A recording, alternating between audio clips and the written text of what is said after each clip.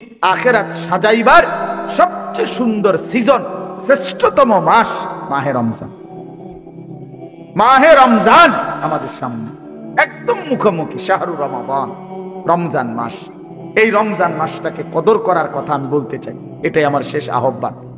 কেউ যদি বুঝি আমরা আমার আখিরাতি মূল, আমার দুনিয়া সামান্য, তাহলে আমাদের উচিত মাহে রমজানের প্রস্তুতি নেওয়া, মাহে রমজানের প্রস্তুতি নেওয়া।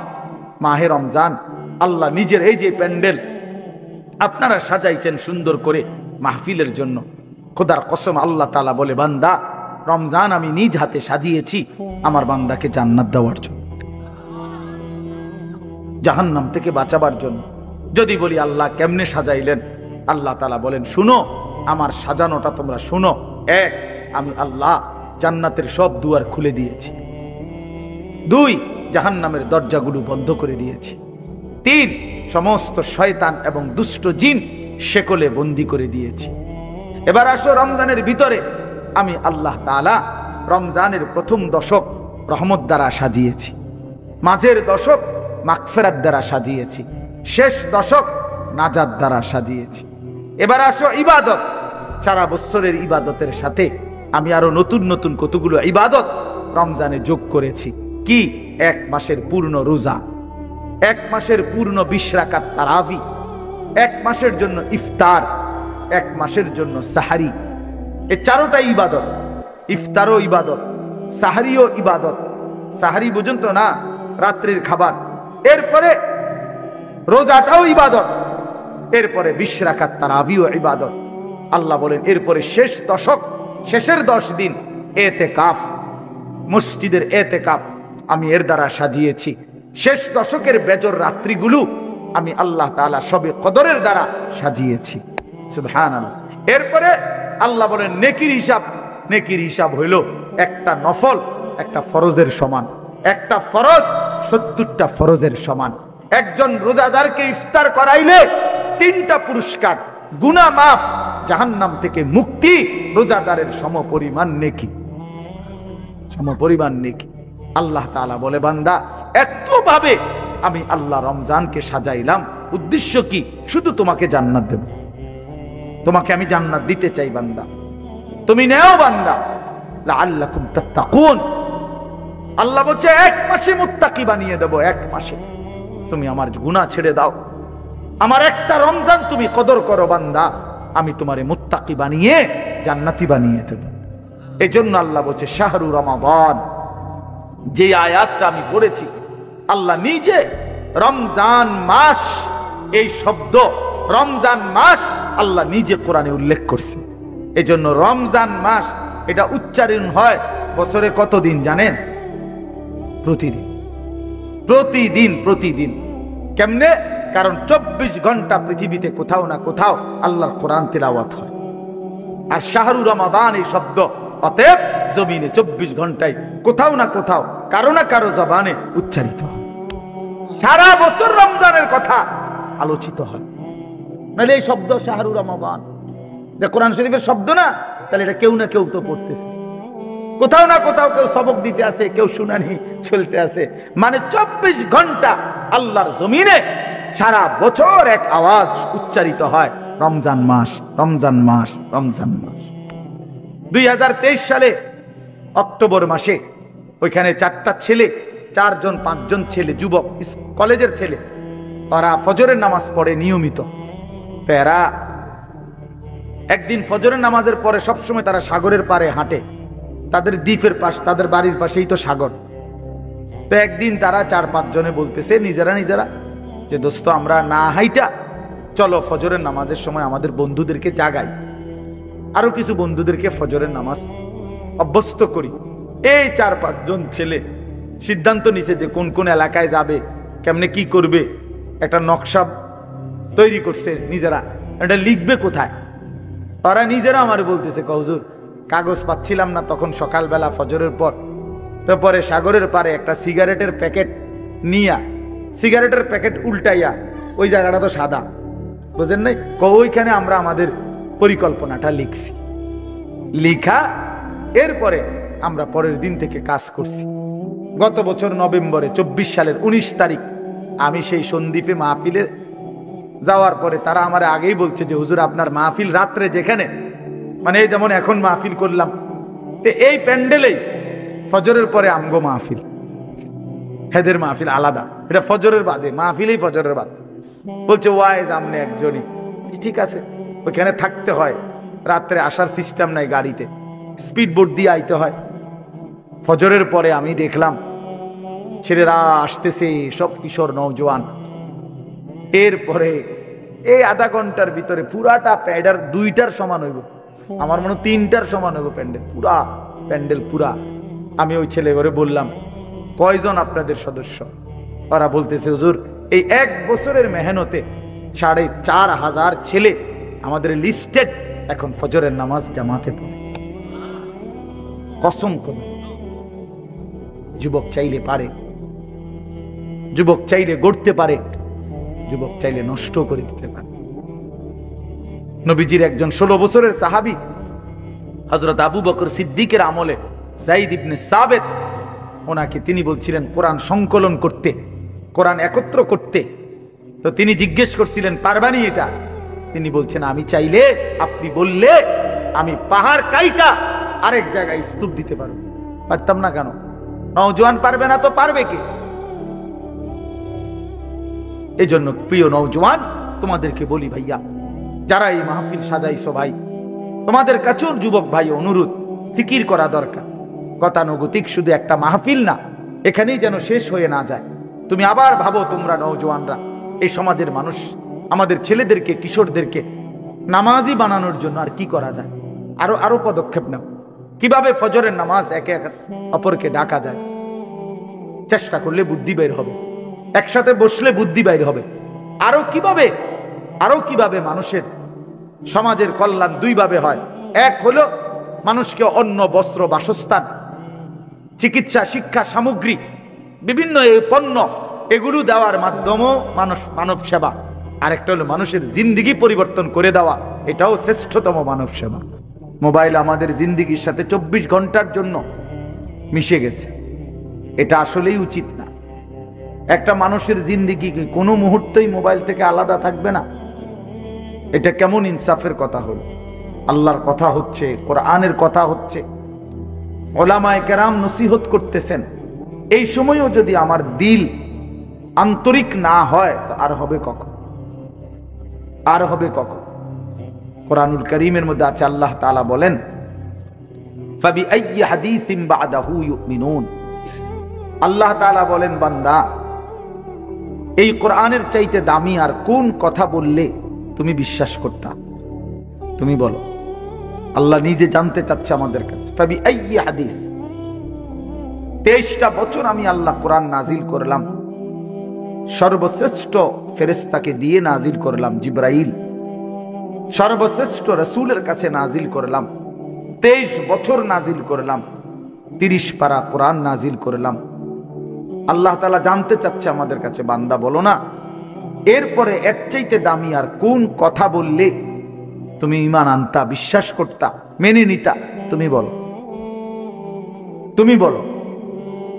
এজন্য কোরআনুল কারীমের প্রতি আন্তরিক হওয়া, আল্লাহর কথার প্রতি সর্বোচ্চ মনোযোগী হওয়া, এটা আল্লাহর আদেশ, কোরআন শরীফের আদেশ এটা। ওয়া ইদা কুরিআল কুরআনু ফাসতামিউ লাহু ওয়া আনসিতু লাআল্লাকুম তুরহামুন। আল্লাহ তাআলা কোরআনে বলছে যখন কোরআন পড়া হয় তখন তোমরা ফাসতামিউ লাহু, মনোযোগ দিয়ে শোনো, এবং ওয়া আনসিতু, চুপ থাকো, লাআল্লাকুম তুরহামুন, অবশ্যই তোমাদের উপরে রহমত বর্ষিত হবে। তাইলে দোস্ত এটা জরুরি, একজনই শুনুক, আমার কোনো অসুবিধা নাই, কিন্তু মনোযোগ দিয়ে শুনুক। গাফেল কোনোদিন লাভবান হয় না। এই খামখেয়ালি করতেছে, কেন হাসে, কেন কাঁদে। এখন মনে করেন রাত 11টা বাজে, এখন এত রাত্রে বুট খাওয়ার কি যুক্তিকতা? না কথার কথা, ইনসাফ করে বলেন ভাইয়া, মস্কারি করো না, ভাবতে শেখো। একটা বিবেক কি বলে?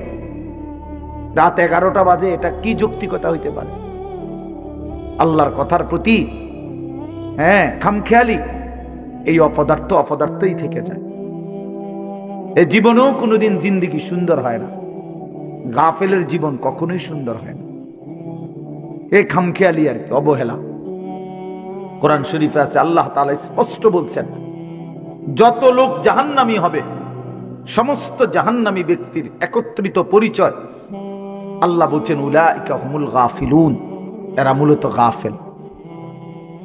এজন্য ভাইয়া বুট বাদামও খাইও না। আমার কথা হলো অল্প সময় দিল দিয়ে আন্তরিকতা নিয়ে নিজের ভালো নিজের কল্যাণের জন্য আল্লাহর কথা শুনলে বরকত হবে। আল্লাহর কথা শুনলে বরকত হবে। লাআল্লাকুম তুরহামুন, আল্লাহ বলছে মনোযোগ দিলে, চুপ থাকলে আমি আল্লাহ তোমাদের উপরে রহমত বর্ষণ করব, রহমত বর্ষণ করব। কোরআন শরীফে আছে স্পষ্ট, ওমান আযলামু মিম্মান যুক্কিরা বিআয়াতি রাব্বিহি সুম্মা আ'রাযা আনহা, তার চাইতে বড় জালেম পাপী আর কেউ হইতে পারে না, যার সামনে আল্লাহর কোরআন তেলাওয়াত করা হয় অথচ সে তার থেকে বিমুখ, অমনোযোগী। খোদার কসম আল্লাহ বলছে সে সবচেয়ে বড় জালেম। ইন্না মিনাল মুজরিমিনা মুনতাকিমুন, আল্লাহ বলেন এমন পাপী এমন নাফরমান থেকে আমি নিজে প্রতিশোধ নেব, প্রতিশোধ নেব। তার মানে জীবনভর আল্লাহ তাআলা এটা ওয়াদা দিয়ে রাখছে, আমার কথার প্রতি অবজ্ঞা করলা তোমার প্রতিশোধ আমি নেব, তোমার বরবাদি তুমি দেখবা নিশ্চয়। এই জন্য আমরা আন্তরিক হওয়া চাই আল্লাহর কথার প্রতি। কোরআনুল কারীমের মধ্যে আছে তাকশাইরু মিনহু জুলুদুল্লাযীনা ইয়াখশাউনা রাব্বাহুম, আল্লাহ পাক নিজে বলছে কোরআনুল কারীমের বৈশিষ্ট্য, কোরআন যখন মুমিন শুনবে তো যাদের কলিজার ভিতরে আল্লাহর ভয় আছে তাদের শরীরের চামড়া পশম সহ দাঁড়িয়ে যাবে, শিহরে উঠবে শরীর, সারা দেহের চামড়া নড়ে উঠবে। আল্লাহর কোরআনের বৈশিষ্ট্য এটা। হাদিসের মধ্যে আছে আল্লাহর নবী সাল্লাল্লাহু আলাইহি সাল্লাম হযরত আব্দুল্লাহ ইবনে মাসউদ বলছেন, আমি নবীজির সামনে কোরআন পড়ে শুনাইলাম, নবীজিকে শুনাইছেন উনি, তিনি বলেন আমি 40 আয়াত একটানা নবীজির সামনে তেলাওয়াত করলাম মাথা নিচের দিকে নামাইয়া। 40 আয়াত পড়ার পর নবীজি আমাকে বললেন হাসবুকাল আন, এখন থামো। এই এই লাল শার্ট, এই যে খুঁটির মধ্যে হেলান দিয়ে আছো তুমি, তুমি সরো এখান থেকে, ফালতু কোথাকার বেটা, ফাইজলামি করো কেন এখানে? তোমারে তো বাধ্য করে নাই কেউ, ফাইজলামি না থামলে বাইরে যাও। মস্কারি করে অনেক, অনেকে আছে এমন গাদ্দার যে হুজুর আমি কোনোদিন কারো কথা শুনি না, আপনি বললে হবে কি? কথা বোঝেন নাই? সাবধান ভাইয়া, আমার কোনো আপত্তি নাই, তুমি চলে যাও, কোনো সমস্যা নাই। গাফেলকে বলে কোনো দরকারই নাই আমার, কিন্তু আল্লাহর কথার প্রতি মনোযোগী হইতে হবে। প্রতি ঘন্টা আমারও, প্রতি ঘন্টা আপনারও, প্রত্যেক মিনিট আমারও, প্রত্যেক মিনিট আপনারও। যে হায়াত আপনার যায় সেই হায়াত আমারও যায়, প্রত্যেক সেকেন্ড আমারও যায় আপনারও যায়। এক বুজুর্গকে আমরা কিতাবে পড়ছি, কিমাতুজ জামান ইনদাল উলামা, একটা প্রসিদ্ধ আরবি কিতাব আছে, ওলামায়ে কেরামের নিকট সময়ের মূল্য। ওই বইতে আছে এক বুজুর্গকে এক ব্যক্তি আইসা বলছে, হযরত আপনার সাথে আমি একটু কথা বলতে চাচ্ছি। হযরত বললেন কোনো দ্বীনি মাসআলা? বললেন না, এমনি একটু কথা বলবো। উনি বলছেন তাহলে তুমি সূর্যকে যেটুকু সময় তুমি কথা বলবো ওইটুকুর জন্য থামায় রাখো। কসম আমরা কিতাবে পড়ছি।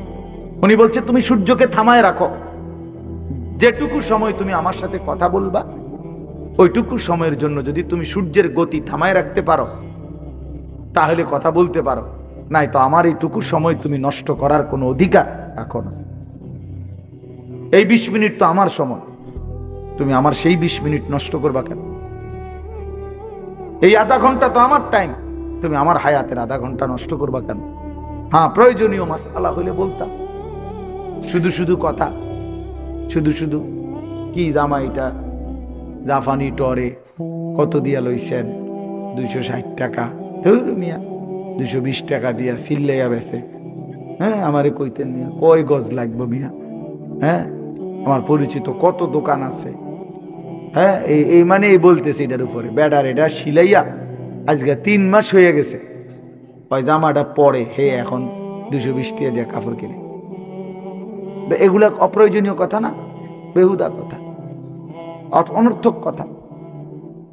এই জন্য দোস্ত ভাইয়া জিন্দিগি এত গাফিল হইতে নাই, সারাক্ষণই খামখেয়ালি, হাসি মজাক ঠাট্টা, এ তো মাতাল, এ তো পাগল, এ তো প্রতিবন্ধী। তুমি প্রতিবন্ধীর দিকে তাকায় দেখো, পাগলের দিকে মাতালের দিকে তাকায় দেখো, সে তো সারাক্ষণ অ্যাবনরমাল। কিন্তু ইমানদার মোমেন সুস্থ মানুষ, তার জিন্দিগির হিসাব থাকে, পরিকল্পনা থাকে। আমি হাসবো কেন, কাঁদবো কেন, আমি হাঁটবো কেন, বসবো কেন, আমি ঘুমাবো কতক্ষণ, আমি জাগবো কতক্ষণ। আমার যদি জিন্দিগির কোনো হিসাব কিতাব না থাকে, এ তো অসুস্থ, এ তো পাগল মাতাল ভাইয়া। জিন্দিগি যার কোনো লক্ষ্য উদ্দেশ্য নাই, টার্গেট নাই, গন্তব্য নাই, কোত্থেকে আসলাম, কেন আসলাম, কে আমারে বানাইলেন, কেন বানাইলেন, আহা এটা কি কোনো জিন্দিগি ভাইয়া? বলো ছেলেরা, রাতের বাজে 3টা তুমি ঘুমাও না, দিনের বাজে 10টা তুমি ওঠো না, এটা কি জিন্দিগি? রাত 3টা বাজে গেছে তুমি ঘুমাচ্ছ না কেন, সকাল 10টা বাজে গেছে তুমি উঠছো না কেন? তোমার ঘুমেরও কোনো সিস্টেম নাই, উঠারও কোনো সিস্টেম নেই। সারা রাত উলঙ্গ ছবি দেখে, নারী দেখে, জিনা ব্যভিচারের দৃশ্য দেখে নাফরমান ঘুমায় আছে, সকাল 10টা বাজে গেছে, উঠারও কোনো নাম নাই। আহা, আল্লাহর নবী সাল্লাল্লাহু আলাইহি ওয়াসাল্লাম বলছেন, খোদার কসম, নবীজি বলছেন যে ফজরের নামাজ পড়ে না সে খবিস। খবিস, এটা খবিস,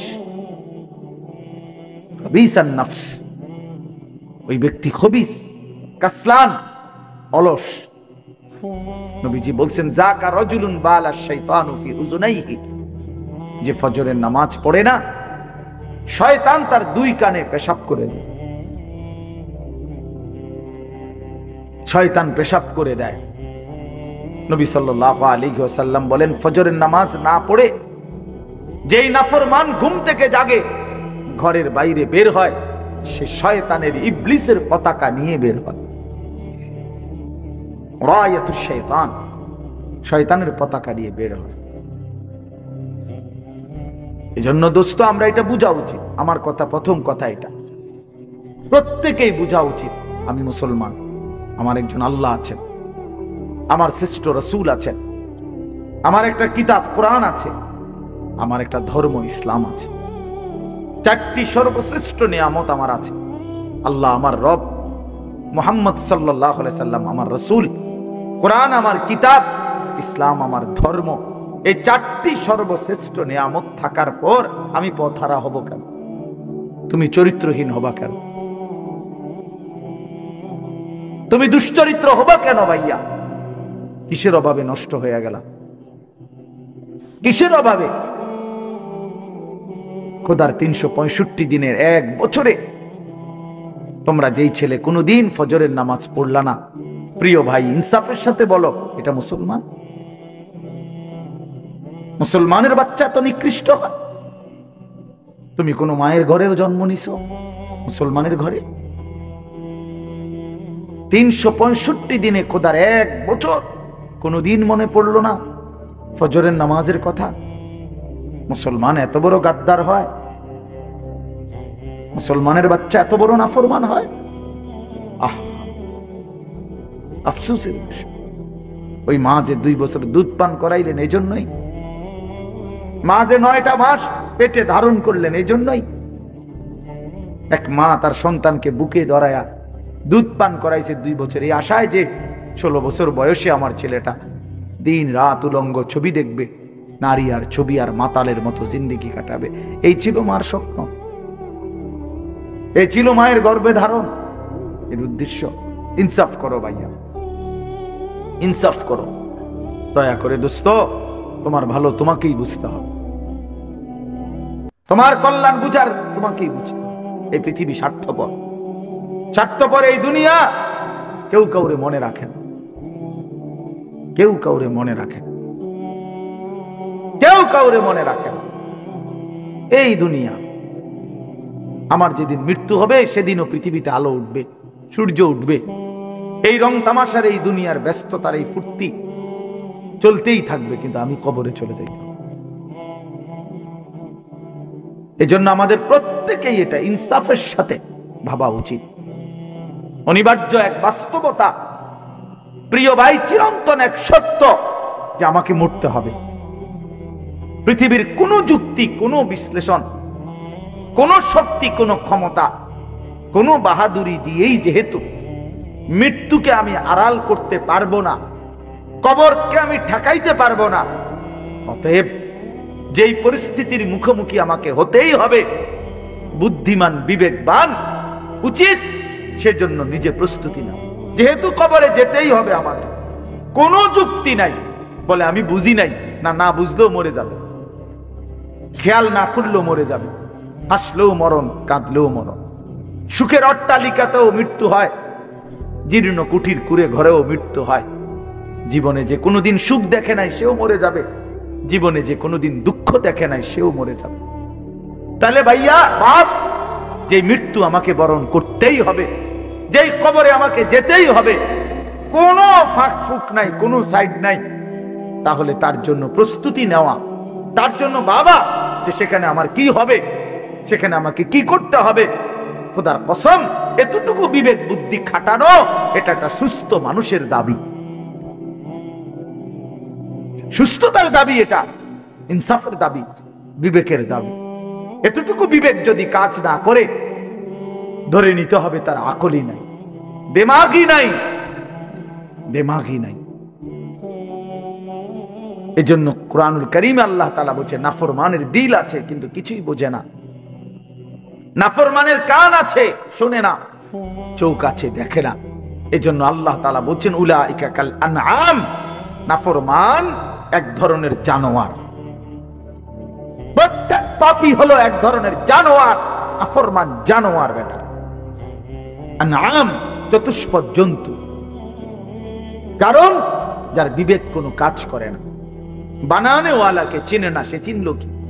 সৃষ্টিকর্তাকেই যে বোঝে না, খোদার কসম সে কিছুই বোঝে না,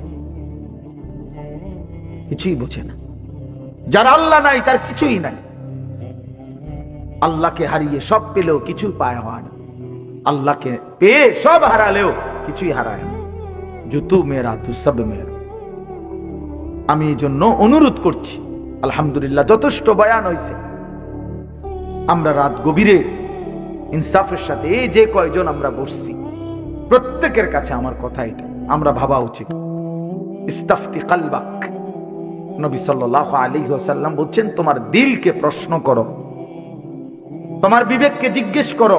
এমনটাই হওয়া উচিত মুসলমান। তোমার বিবেক কি বলে? একটা ছেলে বেনামাজি, তুমি আইসা দাঁড়াইয়া বলো, ভাইয়া একটা মিনিট তুমি মাইক ধরে বলো, মুসলমান এমনই হওয়া উচিত। তুমি দোস্ত তোমার ধর্মের ব্যাপারে একটা লাইন বলো,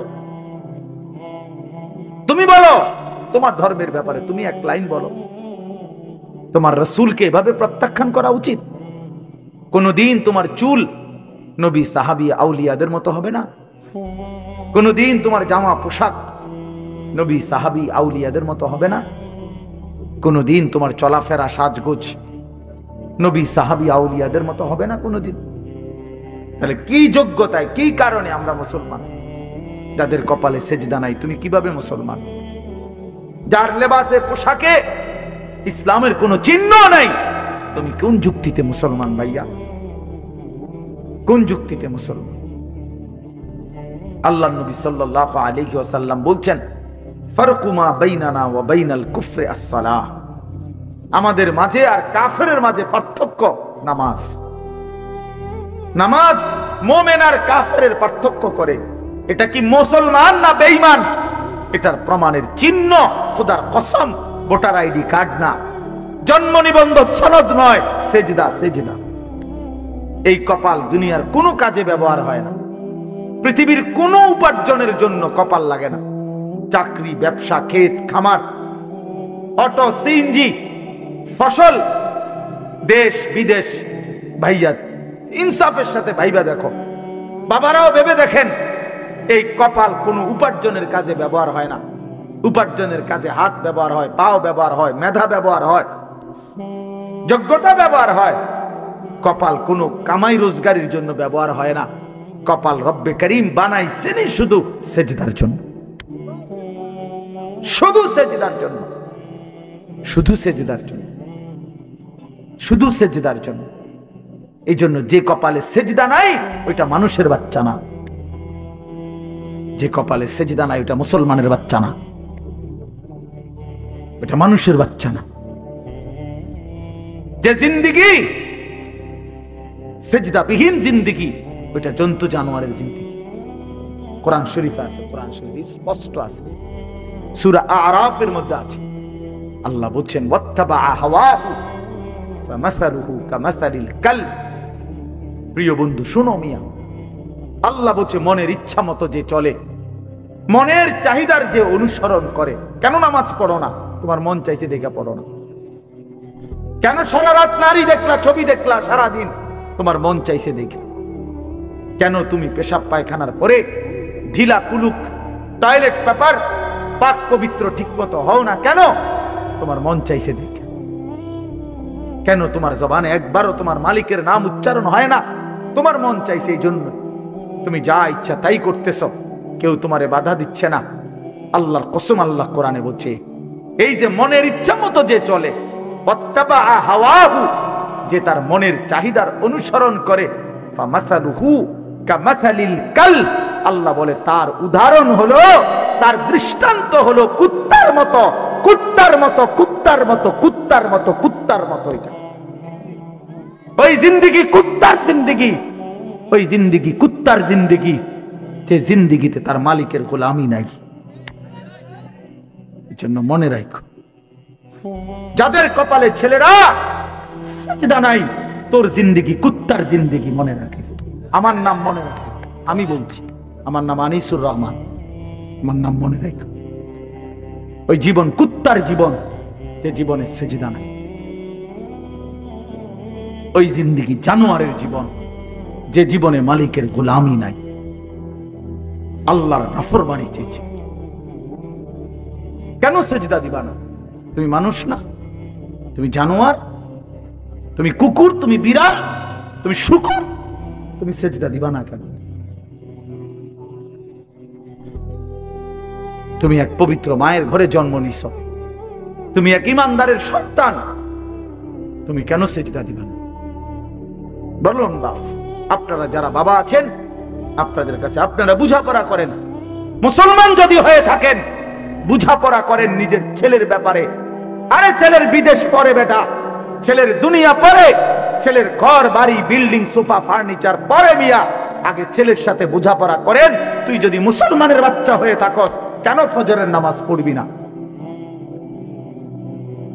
আমি যদি তোর বাপ হয়ে থাকি, তুই যদি আমার সন্তান হও, তাহলে ইমানদারের সন্তান কেমনে বেনামাজি হয়?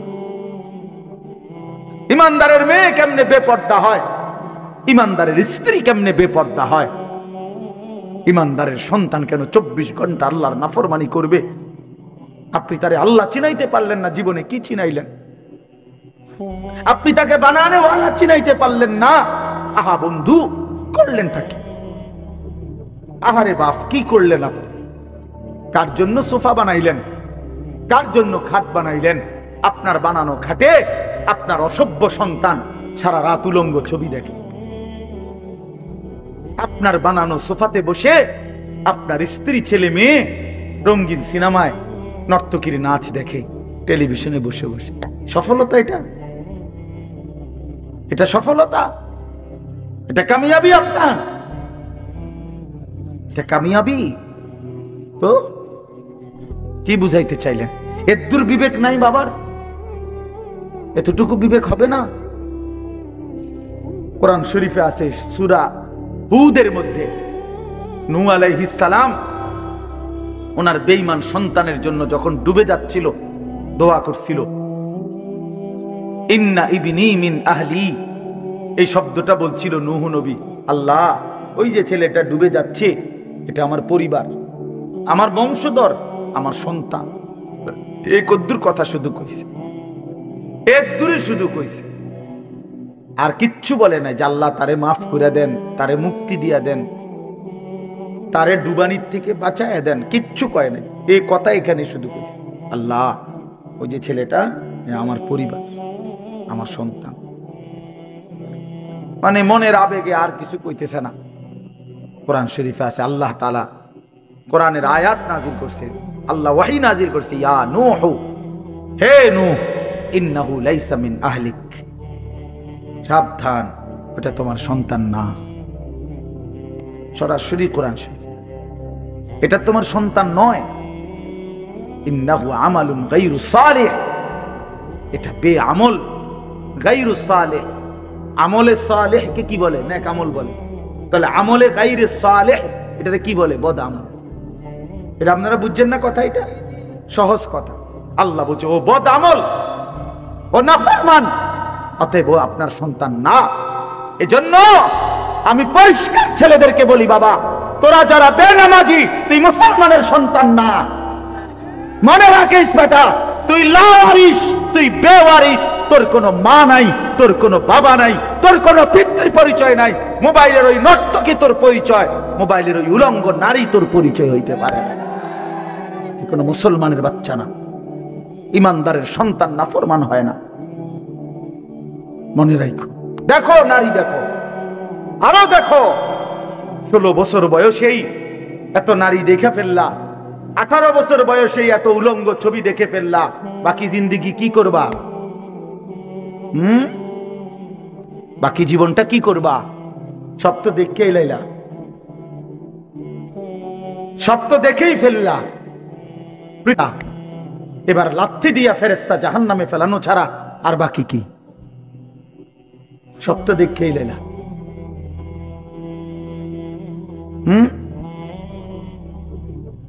হালাল স্ত্রীর ভালোবাসা তো আর মিলবে না, পবিত্র স্ত্রী তো আর মিলবে না।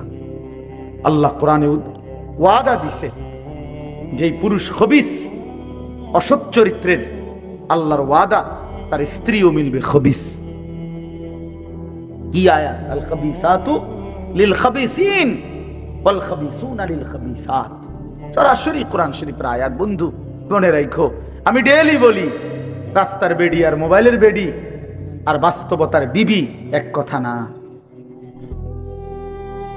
রাস্তার নারী 2 নম্বর হইলে তোমার সমস্যা নাই, মোবাইলের নর্তকী 3 নম্বর হইলেও তোমার সমস্যা নাই। তোমার বউ যদি 2 নম্বর হয়, চরিত্রহীন হয়, তুমি বুঝবা দুনিয়া কারে বলে। তোমার হায়াতই তখন হয়ে যাবে জাহান্নামের টুকরা। এজন্য প্রিয় সন্তান মনে রাখো, এত অল্প বয়সে এত নষ্ট হইও না, এত কম বয়সে এত চরিত্রহীন হইও না, এত চালাক ভাইব না নিজেরে, এত চালাক ভাইব না, এত বুদ্ধিমান মনে করো না। তোমরা তোমরা অনেক চালাক মনে করতেছো নিজেরে। কেন? বাপে কিছু কয় না, মায়ে কিছু বলে না। আহা, আমি আজকেও বলছি সাদ ভাই, আমি আমার জীবনের সবচেয়ে আশ্চর্য লাগে, আহারে একটা ছেলের 18 বছর বয়স, এক ওয়াক্ত নামাজ পড়ে না, সারাদিন মোবাইল, চুলের বাহার, সারাদিন বন্ধুদের আড্ডায় শেষ। একটা মা, আপন মা, বাপ, আত্মীয় স্বজন, পাড়া পড়শি, কেউ তারে কদ্দুর ডাকে না। কিরে বাবা, একটা ছেলে ভাইবো ভাইয়া, তোমারে শুধু বলি, তুমি একটাবার ইনসাফের সাথে ভেবে দেখো, তুমি প্রতিনিয়ত গুনাহ আর অশ্লীলতার মধ্যে ডুবে যাচ্ছ, কিন্তু কেউ তোমারে কদ্দুর ডাকেও না। কিরে বাবা, তুই এরম করস কা? আহারে, তোর কি আল্লাহ নাই, আখেরাত নাই? তোর কি বাবা কবর নাই? কেউ তারে কদ্দুর মনে করায় না। এমন অভিশপ্ত হলো কেন? ইনসাফ কি বলে? মানে ওরে কেউ ডাকে না কা? আপন মাও আপন সন্তানকে ডাকে না, বাবাও ডাকতেছে না, কেউ তারে ফিরাচ্ছে না। তোমারে সবাই ছেড়ে দিছে কেন বাবা? এর মূল কারণ মনে রাখেন ছেলেরা, বাপ মনে রাখো, যার উপরে আল্লাহর লানত পড়ে, খোদার লানত, তারে গোটা সৃষ্টি ঘৃণা করে। তোমারে আর কেউ পছন্দ করে না, এজন্য কেউ তোমারে আর ডাকে না। আমি যদি যদি আমার ছোট ভাই হয়, আমি যদি তারে তার অন্যায়ের কারণে ডাইকা আনে থাপ্পড় দেই, মারি, শাসন করি, এটা তার জন্য কল্যাণ, কারণ আমি তারে ফিরাই আনলাম। আরেক হইলো আমি তার সাথে এতটা রাগ করলাম, যা তোর যেটা মনে কর তুই এটা কর, পিছা দিয়া ফির তোর কপালে, তুই যা, আমি তোরে কোনোদিন ডাকবো না, বলবো না, ছুঁইবো না, যা মন চাই তুই যা কর। তো বাহ্যিক দৃষ্টিতে তো মনে হবে তারে মারি নাই, থাপ্পড় দেই নাই, কিন্তু তার তো অনন্তকালটা শেষ, তার ভবিষ্যৎটা শেষ, তার লাইফটা তো শেষ। তার চাইতে ভালো ছিল তারে মারা, কিল কনি ঘুষি দিয়া হইল ফিরাইয়া আনা, এটা উত্তম ছিল না? এজন্য তোমারে ফিরাবে না কেন? তোমরা যারা সারা দিন রাত এক ওয়াক্ত নামাজ পড়ো না, কোনোভাবেই আল্লাহ আখিরাত পরকালের কিছুই বুঝো না, এমন অভিশপ্ত, মাত্র 18 বছর বয়সে খোদার গজব পড়লো তোমার উপরে, আল্লাহর লানত পড়লো কেন? 18 বছর বয়সে এত বড় নাফরমান হয়ে গেল কেন? 20 বছর বয়স না হইতেই বাবা তুমি এত বড় আল্লাহর অভিশপ্ত বান্দা হইয়া গেল কেন, যে কেউ তোমার আর পছন্দ করে না, কেউ ডাকে না? আমি একটু আগেও বলছি বয়ানে, আমার মার বয়স 75 বছর, আমার আম্মার বয়স, আমার বয়স 44 বছর। আমি আজকে 21 বছর ওয়াজ মাহফিলের এই জিন্দিগি আমার, আলহামদুলিল্লাহ। আমার 4টা সন্তান আছে বাবা, আমার 4টা ছেলে মেয়ে আছে। আমার এই 44 বছর বয়সেও আমার আম্মা 75 বয়স্ক মহিলা, এখনো আমার মা আমারে কথা হইলেই বলে, হুদ নামাজ শুনি, খোদার কসম মা আমারে এখনো জিগায়, ফুত নামাজ শুনি, নামাজ পড়ছি। আমার সন্তানদেরকে দেখলো জিগায়, নাতি নামাজ শুনি। আমার মা আমারে আজও বলে, ফুত কতখানে ওয়াজে যাও, মানুষের লোকে চাইও টাকা পয়সা লইয়া, কি করো না, কষ্ট দিও না, ঝামেলা করো না। কতবার যে কইছে মা আমার এই কথাইটা, শতবার কইছে মা আমারে আমার এই জীবনে। কিরে ভাইয়া, 75 বছর বয়স্ক মা তো আমার 44 বছর বয়সী সন্তানকে আজও ডাকে যে ফুত নামাজ পড়ছনি, তোমার বয়স মাত্র 18 বছর, তোমারে কেন কেউ ডাকে না? তোমার জীবনে এত বড় অভিশপ্ত হলো কেন? নুয়াল্লিহি মা তাওয়াল্লা ওয়া নুসলিহি জাহান্নাম ওয়া সাআত মাসীরা। আল্লাহ বলে, আমার যে বান্দা আমার রাসূলের বিরুদ্ধাচরণ করবে এবং আমার ইমানদার মুমিনদের পথ থেকে উল্টো পথে চলবে, আল্লাহর কসম আল্লাহ বলে, নুয়াল্লিহি মা তাওয়াল্লা, আমি তাকে সেই উল্টো পথেই চালাবো, ওয়া নুসলিহি জাহান্নাম, একদিন তাকে জাহান্নামেই ফেলে দেব, একদিন তাকে জাহান্নামেই ফেলে দেব। ওয়ালা তাকুনু কাল্লাযীনা নাসুল্লাহ ফাআনসাহুম আনফুসাহুম। রব্বুল আলামিন বলেন, ঈমানদার আমি আল্লাহকে এতটা ভুলে যেও না, বেশি দিন ভুলে গেলে আমি একদিন তোমাকে নিজের পরিচয় ভুলিয়ে দেব, আত্মপরিচয় ভুলে যাবা বান্দা, আর কোনোদিন মনে পড়বে না তুমি মুসলমান, আর কোনোদিন মনে পড়বে না তোমার কবর আছে, হাসর আছে, আখিরাত আছে, আর কোনোদিন পরকাল ভুলে দেব। ব্যস্ততম এই দুনিয়ায় কারাকারি কামরা কামরি করতে করতে, দুনিয়া কারাকারি করতে করতে, দুনিয়ার নেশায় পড়ে থাকতে থাকতে একদিন কবরে পৌঁছায় দেব, আখিরাত ভুলায় দেব। আল্লাহাকুমুত তাকাসুর হাত্তা যুরতুমুল মাকাবির। আল্লাহ বলে, বান্দা দুনিয়া বাড়ানোর নেশায় আখিরাত ভুলে গেলা, কিন্তু মনে রেখো এরই মাঝে একদিন কবরস্থানে পৌঁছে যাবা, ঠিকই একদিন কবরস্থানে চলে আসবা। কাল্লা সাউফা তা'লামুন, সেদিন কবরে আসলেই আমি আল্লাহ তোমাকে বুঝিয়ে দেব আমার প্রতিটা নাফরমানির শাস্তি। এজন্য প্রিয় বন্ধু, আমার মূল বক্তব্য এবার ইনসাফের সাথে বুঝেন। সবাই আলহামদুলিল্লাহ মনোযোগী হইছেন, আমরা কম হই কিন্তু মনোযোগী হইছি। এই যে আন্তরিকতা নিয়ে এখন শুনতেছেন, এবার একবার এতক্ষণের ধমকা ধমকি, মূল মাকসাদ দোস্ত, খোদার কসম আমি কোনো কারোর সাথে ঝগড়া করে বসছি না। ঝগড়া করে বসছি ভাইয়া এমন তো না যে কারোর সাথে আমার কাজ যা ঝগড়া হয়েছে। এই এতগুলো ধমকের মাকসাদ তো ফিরাইতে চাই, তোমার বিবেক জাগাইতে চাই। ইমানদারের বিবেক জাগাইতে চাই। এই জন্য এতগুলো শক্ত কথা বললাম। অর্থ হইল দিলটা জাগুক, ইনসাফ আসুক, বিবেক আসুক, জাগুক।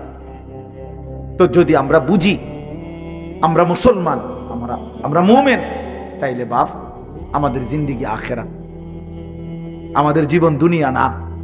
দুনিয়া আমাদেরকে অল্প সময়ের জন্য দেওয়া হয়েছে, মূলতই আমাদের যাবতীয় হাসি কান্না আনন্দ বেদনা, আমাদের জিন্দেগির যাবতীয় প্রস্তুতি খোদার কসম আখিরাতের জন্য।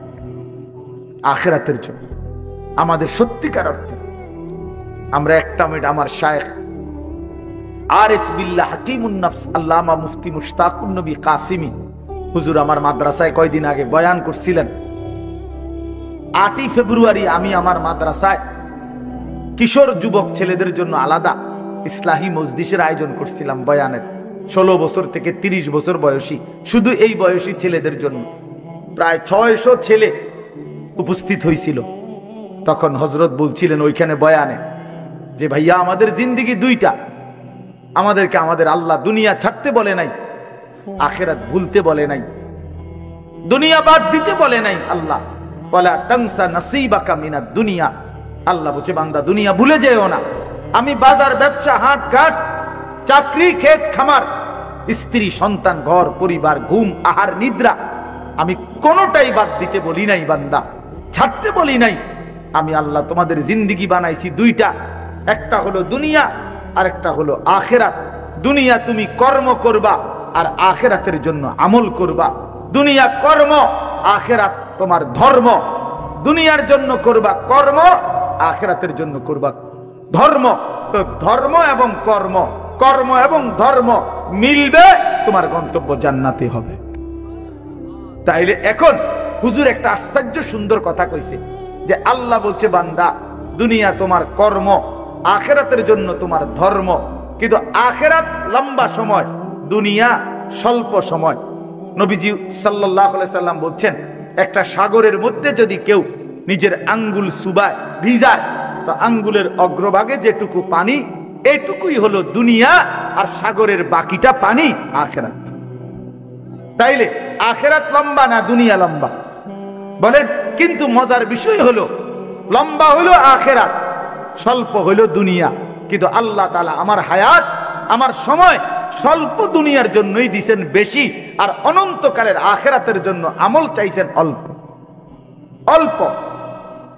সকাল 6টা বাজে 4 রাকাত ফজরের নামাজ, তাহলে 10 মিনিটের বিষয়।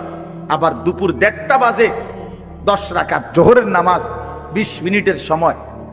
তাইলে ধরে নিলাম সকাল 6টার পরে 7টা 8টা 9টা 10টা 11টা 12টা 1টা, প্রায় 7.5 ঘন্টা পরে আবার 20 মিনিট।